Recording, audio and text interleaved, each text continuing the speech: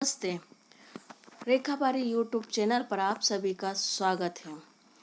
जो लोग मेरे चैनल पर नए हैं वे मेरे चैनल को सब्सक्राइब कीजिए, लाइक कीजिए और शेयर कीजिए ताकि आने वाले नए वीडियो का नोटिफिकेशन आपको प्राप्त हो सके। आज मैं आपको संवाद लेखन के बारे में महत्वपूर्ण जानकारी दे रही हूँ। संवाद का अर्थ। संवाद लेखन क्या है इसे हम जानते हैं। संवाद का अर्थ होता है बातचीत करना। वक्ता या श्रोता के बीच में हो रही बातचीत को संवाद कहते हैं।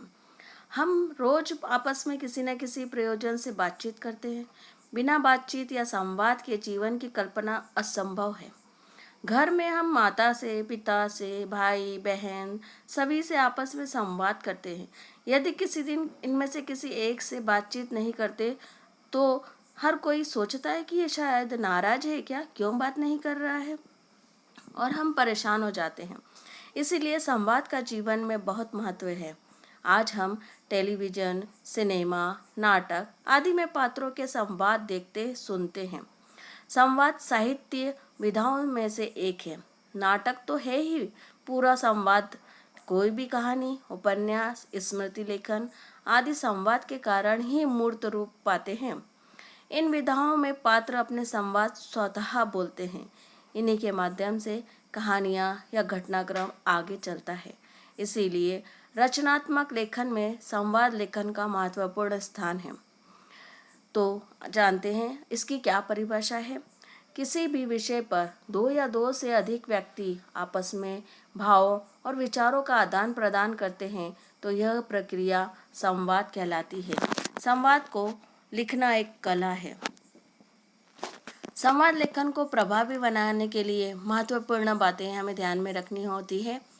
संवाद संक्षिप्त हो, संवाद छोटे और पात्र के अनुकूल होने चाहिए, संवाद सरल और स्पष्ट हो, संवादों की पृष्ठभूमि जो भाषा होती है वो पृष्ठभूमि के अनुकूल हो, संवाद सहज और रोचक हो, संवाद में कृत्रिमता अथवा बनावटीपन ना हो, संवाद की भाषा का स्तर साहित्य के विषयों के स्तर के अनुरूप हो, संवादों की भाषा पात्र की प्रकृति और रुचि के अनुरूप हो, और इसके साथ ही यथा स्थान विराम चिन्हों का प्रयोग हो।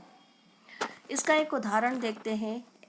कक्षा में आए नए विद्यार्थी और रोहन के बीच में जो संवाद होता है उसे हम उदाहरण के तौर पर बात देखते हैं। रोहन, तुम्हारा क्या नाम है? नया जो छात्र आया था वो कहता है, मेरा नाम अनिल है। और तुम्हारा? रोहन कहता है, मैं रोहन हूँ। तुम कहाँ से आए हो? अनिल कहता है, मैं लखनऊ से आया हूँ।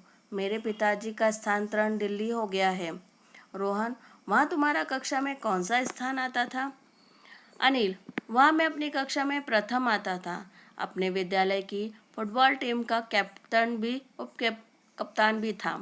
तो इस तरह से संवाद छोटा, सटीक और भाषा का प्रभावपूर्ण होना बहुत ज़रूरी होता है। धन्यवाद।